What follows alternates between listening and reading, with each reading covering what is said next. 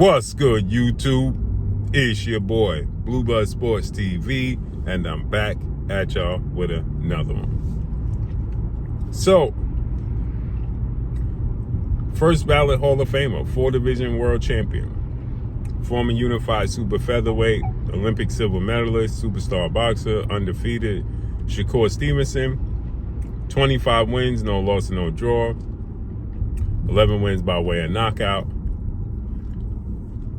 Says something that's very, very smart and that he should do. Shakur Stevenson states that he now thinks he should move back down to 135 and look to become the Ring Magazine world champion, the lineal champion. That'll make him the Ring lineal champion in 3 separate weight classes. He's the lineal champion at 140 after he beat Teofimo Lopez. And he's the lineal champion at 135. So he says he would like to go down to 135 and become the lineal champion again. That'll make him lineal champion at he's the lineal champion at 130. So that'll make him the lineal champion at 130, 135, and 140. And to do so, he would have to beat the number 2 ranked fighter who just beat Andy Cruz. Shakur would have to beat Raymond Muratalla, who has been calling out Shakur Stevenson. 24 wins, no loss and no draw. 17 wins by way of knockout. He's the IBF IBF lightweight champion, right? 5'8", 72-inch arm reach. Oh, he's bigger than Shakur. Well, they're the same height, but Shakur has 68-inch arm reach. He beat Zaire Abdullah for the IBF title. Then he defended it against Andy Cruz and won a majority decision. Impressive victory. I think this is a smart move for Shakur. Instead of trying to face off against the likes of Ryan Garcia and the likes of Devin Haney, who is at 147, but he wants to do so with stipulations. He doesn't want to fight Keyshawn Davis. So what he should do is, like Marvin Hagler did, where he just campaigned at 160.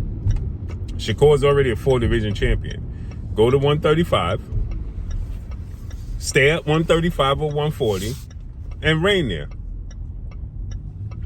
There's big fights there. Andy Cruz, Raymond Muratalla, because Shakur says that he wants to be the best fighter in the world and he wants to prove that he's the best fighter in the world. The truth of the matter is Shakur Stevenson will never be considered the best fighter in the world. You don't fight Keyshawn Davis, you can never be considered the best fighter in the world. You don't fight Devin Haney and Ryan Garcia without stipulations, you can never be considered the best fighter in the world. It's not going to happen.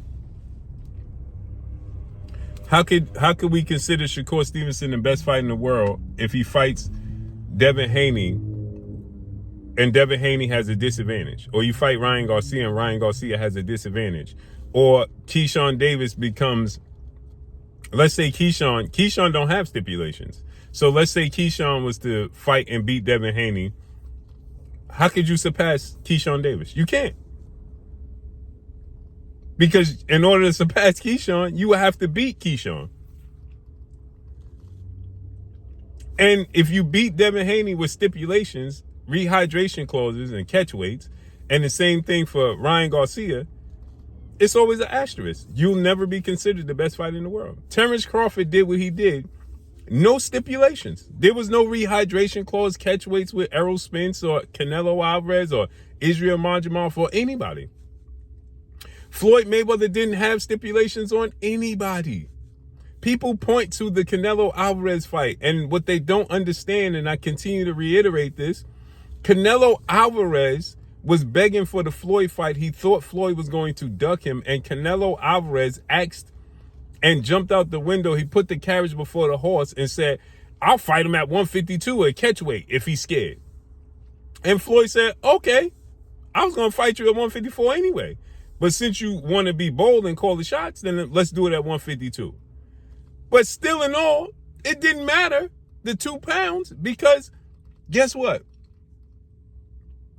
There was no rehydration clause. So Canelo had to cut 2 extra pounds, but he could rehydrate to whatever he wanted to. It didn't matter. That's the thing that people are missing. It didn't matter. And typically, let's say Canelo comes in 153, right? When he was weighing in 153.2, 150, right? At that time, before he created the Canelo weight, when he started coming in at 55 and all that, he would come in like 153, right? 0.2. So he lost 0.2 pounds, a pound and 1.2 pounds. And then he wasn't weight trained because he could rehydrate to whatever he wanted. And he was 23 years old. And he already had fought at 147. So it wasn't like he went to a weight he'd never fought at. That's where the difference lies. Zab Judah moved up in weight, fought Corey Spinks at 154. Zab Judah ain't have no catch weights, no rehydration clauses. Zab Judah is smaller than Shakur Stevenson. They're the same height with the same arm reach in both southpaws, but Zab's frame is much more lean and wiry than Shakur Stevenson's. Shakur has a much more muscular, thicker frame than Zab Judah. Miguel Cotto moved up in weight. There was no rehydration clauses and catch weights and all of this stuff.